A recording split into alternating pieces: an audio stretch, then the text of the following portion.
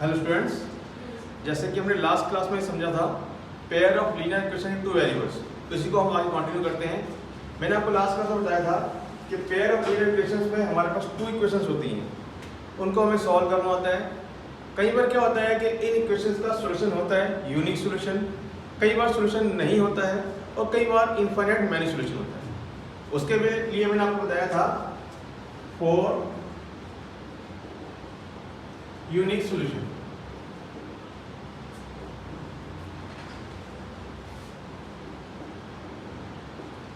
Unique solution यानी single solution कब होता है? When a1 by a2 is not equal to b1 by b2। अगर a1 by a2 की रेशियो b1 by b2 से equal नहीं आती है तो इसका यूनिक सोल्यूशन होता है। Unique solution means single solution होता है, एक सोल्यूशन होता है। हम इसको एक एग्जांपल की हेल्प से समझते हैं। जैसे मेरे पास इक्वेशन है 2x + 3y - 7 = 0, 5x + 4y - 2 = 0।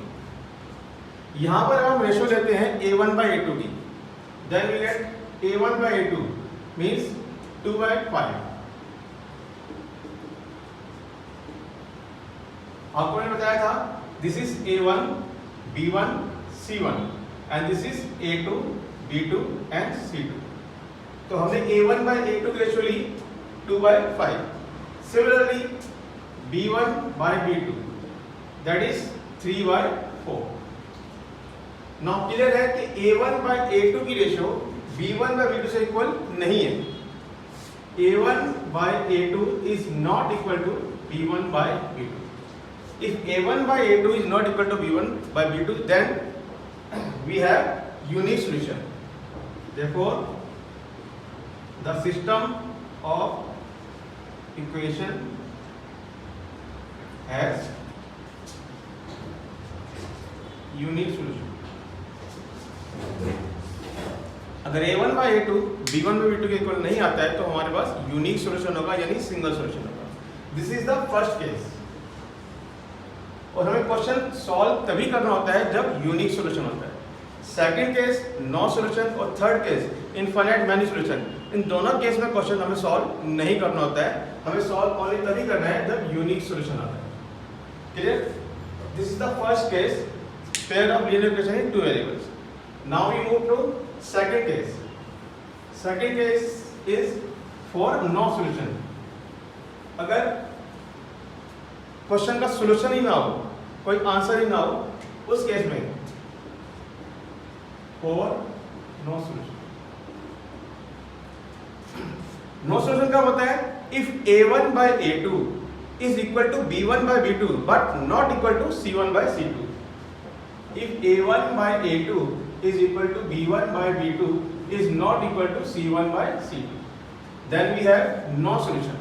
तब इस इक्वेशन का कोई सॉल्यूशन नहीं होगा। हम इसको एक एग्जांपल की हेल्प से समझते हैं। If we have 2x + 7y - 3 = 0, 4x + 14y - 9 = 0। यहाँ पर हम रेशियो लेते हैं a1 by a2, a1 by a2, then we get 2/4। a1 by a2 is 2/4, that is 1/2। Similarly, b1 by b2, b1 by b2 is 7/14, that is also 1/2। Clear? Now c1 by c2, c1 by c2 is -3 by -9, cancel out, this is 1/3। So clearly we have a1 by a2 is equal to b1 by b2 but not is equal to c1 by c2। a1 by a2 is equal to b1 by b2 is not equal to c1 by c2। if a1 by a2 is equal to b1 by b2 and not equal to c1 by c2, then we have no solution। System का कोई भी solution नहीं होगा। the system of equation has no solution। तो इस case में भी हमें क्वेश्चन को सॉल्व नहीं करना होता, बस यहाँ तक लाकर हम लास्ट में लिख देते हैं कि इसका कोई सॉल्यूशन नहीं है और क्वेश्चन को वहीं छोड़ देते हैं। Clear? This is the second case.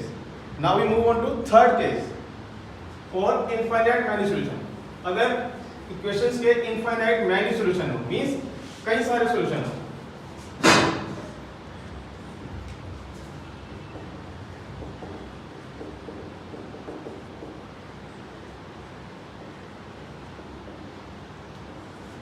Infinite many solution कब होते हैं? When a1 by a2 is equal to b1 by b2 and equal to c1 by c2, means तीनों ही रेशियो इक्वल आ जाए।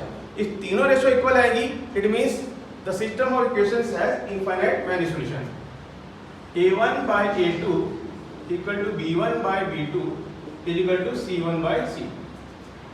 इसको भी हम एग्जांपल की हेल्प से समझते हैं। Suppose we have equations 2x plus 5y minus 3 is equal to 0 and second is minus 4x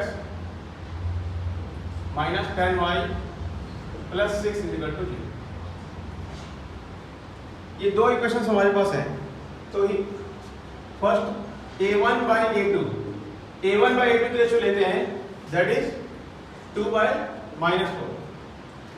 यहां पर आपको एक चीज ध्यान रखनी है जो कि बहुत ही इंपॉर्टेंट है। आप किसी भी क्लास की कोई भी मैथ सीख रहे हैं, आपको इस चीज का बहुत ध्यान रखना है। हमारे पास मैथ्स में दो साइन होते हैं, प्लस और माइनस। तो ध्यान रखना है आपने, जो साइन है प्लस और माइनस, इसमें आपको माइनस का बहुत ध्यान रखना होता है, क्योंकि जो प्लस का साइन है वो बहुत जल्दी नाराज नहीं होता है, लेकिन जो माइनस का साइन है ये बहुत जल्दी नाराज हो जाता है। अगर आपने इसको अवॉइड किया तो ये सारे क्वेश्चन को खराब कर देगा। तो इसलिए ध्यान रखना है माइनस का, इसको आपने बिल्कुल भी अवॉइड नहीं करना है, क्योंकि आपने इसको एक बार अवॉइड किया ये आपका सारा क्वेश्चन गलत कर देगा। तो इस चीज का आप ध्यान रखना है।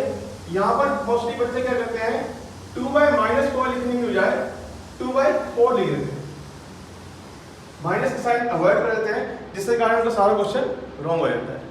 तो आपने बड़ा ध्यान रखना है, जब भी माइनस का साइन हो उसको अवॉइड नहीं करना है, उसको ध्यान से यूज करना है। तो यहाँ पर 2 by -4 that is -1 by 2। Minus का साइन चाहे डिनोमिनेटर में है चाहे न्यूमरेटर में है, आपको न्यूमरेटर में ही लगाना है। तो a1 by a2 की रेशियो क्या आ गई हमारे पास, -1 by 2। Now b1 by b2 is 5 by -10। आपको डिजिट्स लेने हैं, नंबर लेने हैं, x y नहीं लेना है, क्लियर? और ध्यान से माइनस का साइन जरूर लेना है। तो b1 by b2 की रेशियो क्या आती है हमारे पास, also 1 by 2, -1 by 2। a1 by a2 is -1 by 2, b1 by b2 is also -1 by 2। now c1 by c2